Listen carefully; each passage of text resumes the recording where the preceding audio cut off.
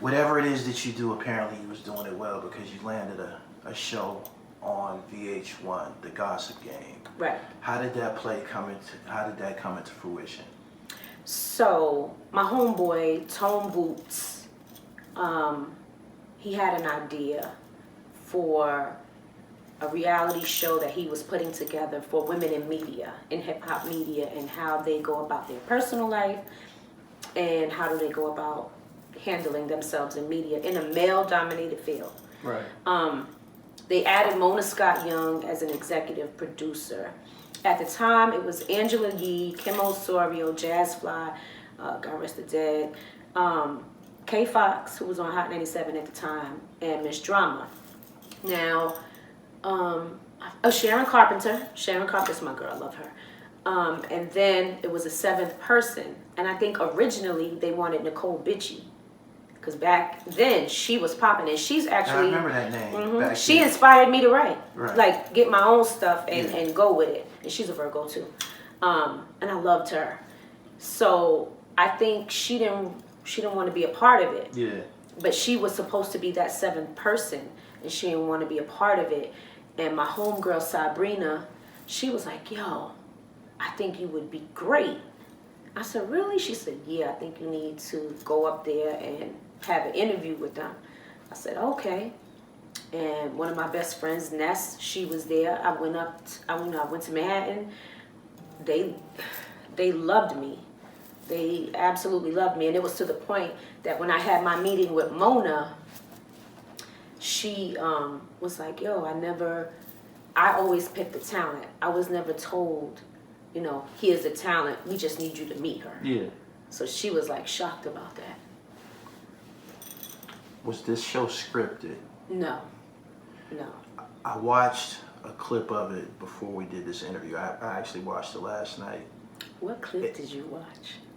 You was wilding out. The person, old Viv. The person that's in front of my camera right now. That's the old You're Viv. very gentle and elegant. You dress all fancy, but you was like you wanted to box on that. Oh, I was gonna box. It wasn't. So I wasn't.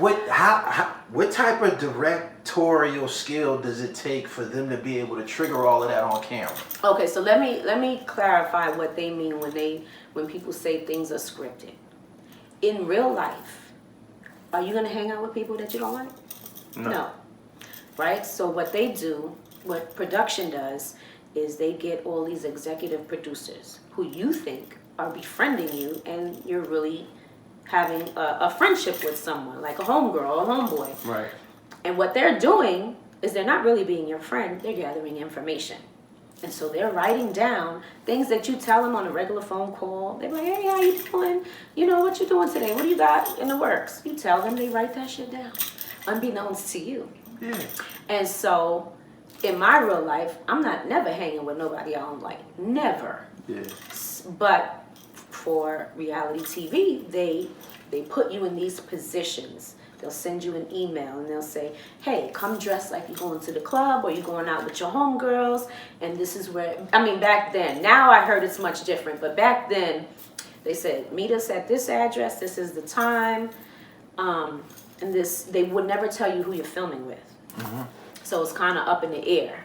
So sometimes by surprise, you get there and it's somebody that you don't like. You don't like. Are you fucking serious? No, I'm very serious. That takes balls to do some shit like that. Welcome to Mona Scott Young world. But I became very, very much in tune with that. I'm very observant. I don't say much. Yeah. So what I started to do after one or two times of that, because we filmed for I'll say 6 months to a year before it was put out. Right. We started filming in 2012. Show didn't come out to 2013. Right. What I started doing, anytime I got an email, I was like, "I bet." I would call whoever I was cool with, which was Ange, Kim, Sharon, sometimes Jazz. Like, "Yo, y'all filming today? And where?" They're like, "Nah," which was against the rules that because Mona didn't want us talking to each other. I'm like, she's my homegirl, I talk to her anyway, so I'm gonna call her. Yeah. So what I started doing was I would get to set 2 hours before I was supposed to be there. and I would circle the block. No, I'm serious. Right. I would circle the block, and if I saw security, because security vans would be there. Yeah. If I saw security, I was calling my people. Like, yo, I got a film. This is the address. I need y'all to meet me here. Because if stuff go down. And Mona used to get really mad with me because by the time we finished wrapping up, I would have like 7 cars at the set. Yeah. And she like, we can't have this. This is dangerous. I'm like, well, I don't know what you're putting me in. Yeah. So if you want reality, this is my reality. Yeah. Like, I hate to talk like this, but stuff gets handled. So you would show up early to see if you spotted any security. That's right. And that would be my cue. An indication that it's probably going to be some shit if they have security there. Mm-hmm. Yeah. What type of, I only seen one clip. What type of situations did they put you in? Like, would you would walk into a room and see somebody that you don't fuck with? I would walk into a room, see people that I don't mess with. But listen, I feel like I always carry myself with respect. I could be in a room with people I don't like and not have to say nothing to them. Yeah.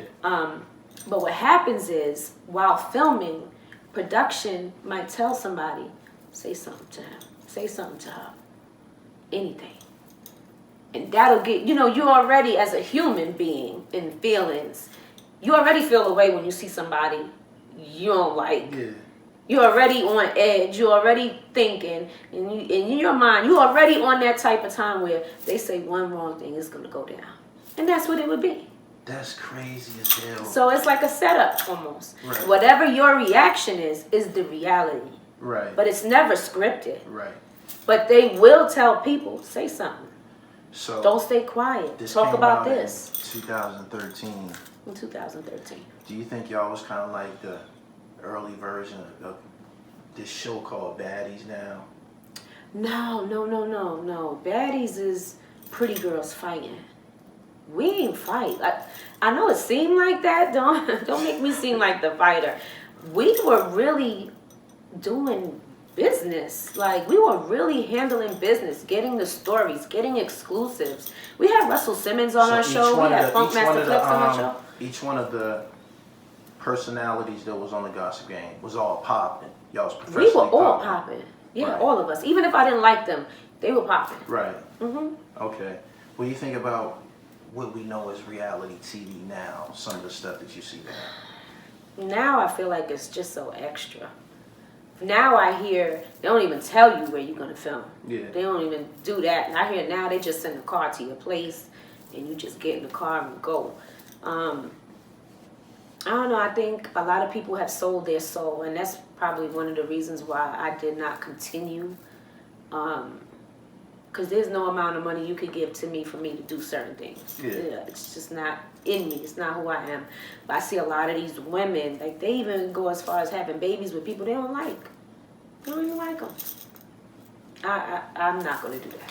So I noticed while I read in your bio that you eventually announced on your personal blog that there wouldn't be no second season. Why wasn't it no second season of the Gossip Game? Me and Kim was just talking about this yesterday. So let me just say, it was never the numbers. Our numbers were great. Our show came on right after Love and Hip Hop Atlanta when Love and Hip Hop Atlanta first came on. So their viewership rolled right over to ours. So we had the numbers. Mona did not want to continue it. We could have continued. We didn't even have a reunion. Most shows have a reunion, and we didn't have none of that. We were a bunch of powerful ladies, and you couldn't control us. Like, a lot of, how can I say it? Because I don't want to make nobody feel angry. But a lot of these reality shows now, these are a bunch of nobodies.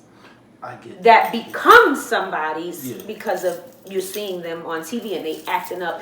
But we were somebody's before that camera got on. Yeah. And so you can tell us. You could go but so far. You could irk our nerves. You could get us to react a certain way.